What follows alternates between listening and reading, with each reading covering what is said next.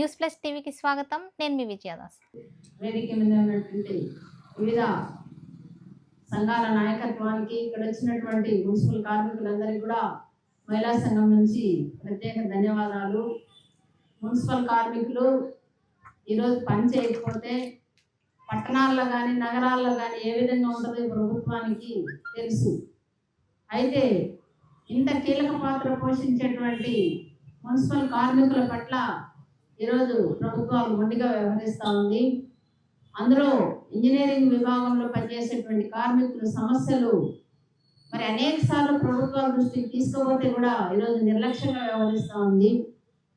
మరి గొప్పలు చెప్పుకుంటారు ఏ ప్రభుత్వం వచ్చినా కూడా, మేము పట్టణాలను సుందరీకరణ చేస్తాము అని చెప్పేసి.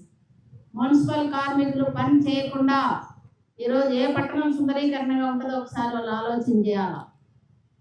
వారం రోజులు మున్సిపల్ కార్మికులకి సమ్మెలే పని చేయకపోతే పట్టణాలు కానీ నగరాలు కానీ కంపు అవుతాయి. ఈరోజు ఒక్కరోజు నీళ్ళు లేకపోతే ప్రజానీకం ఎంత ఇబ్బంది పడుతుందో ప్రభుత్వాలు ఒకసారి ఆలోచన చేయాలి. అందుకని ఇన్ని రోజుల నుంచి మా సమస్యలు పరిష్కారం చేయాలని చెప్పేసి ఓపికగా ఉంటూ అధికారుల దృష్టికి తీసుకుపోయినప్పుడు కూడా పరిష్కారం కాల. అయితే ఇట్లనే చేసుకుంటా పోతే మరి వాళ్ళ సమస్య ఎప్పుడు పరిష్కారం కావాలా? అందుకని ఈరోజు మున్సిపల్ చేసే పోరాటం న్యాయమైంది, సమర్థతమైంది. అందుకని మనం అందరం కూడా వాళ్ళు చేసేటువంటి సమ్మెకు మద్దతుగా మనం అందరం కూడా నిలబడతాం. అందులో మహిళా సంఘం కూడా నిలబడుతుంది. అంతేకాదు ఈరోజు ప్రతి ఎమ్మెల్యే వాళ్ళ ముఖ్యమంత్రి గారికి చెప్పాలా, వాళ్ళ మున్సిపల్ కార్మిక మంత్రి గారికి చెప్పాలా, వెంటనే వాళ్ళ సమస్యలు పరిష్కారం చేయాలని చెప్పేసి వాళ్ళు చెప్పి వాళ్ళ మంత్రుల చేత ఒప్పించి వెంటనే ఆ సమస్యను పరిష్కారం చేయాలా అని చెప్పేసి మనం డిమాండ్ చేస్తున్నాం.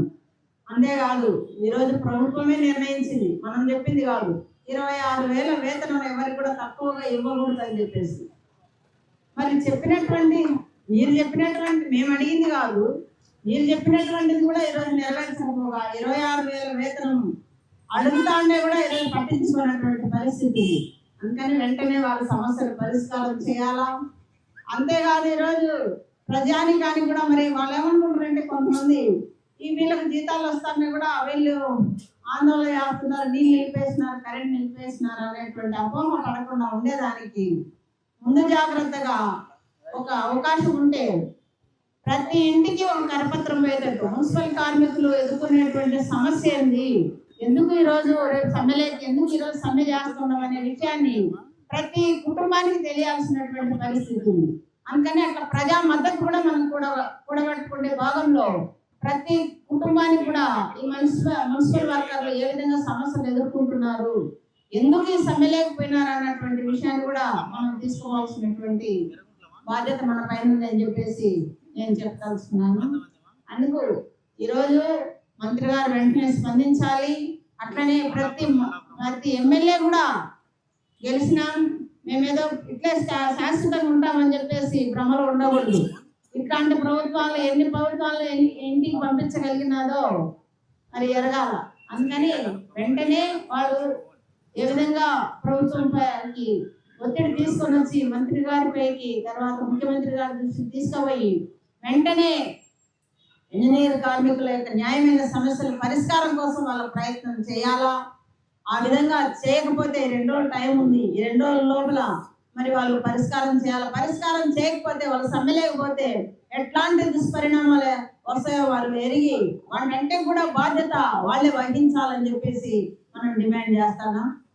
అంతేకాదు రేపు జరగబోయేటువంటి 12వ తేదీ అర్ధరాత్రి నుంచి జరగబోయేటువంటి సమ్మెలో పాల్గొనేటువంటి మున్సిపల్ ఇంజనీరింగ్ వర్కర్ల న్యాయమైన సమస్యల పోరాటానికి మహిళా సంఘం కూడా మద్దతు తెలుపుతుందని ప్రత్యక్షంగా పాల్గొని వాళ్ళ సమస్యలు పరిష్కారం అయ్యేంత వరకు పోరాటానికి ముందుండి మేము కూడా మా వంతు ప్రయత్నం చేస్తామని తెలియజేసుకుంటూ సెలవు తీసుకుంటాం.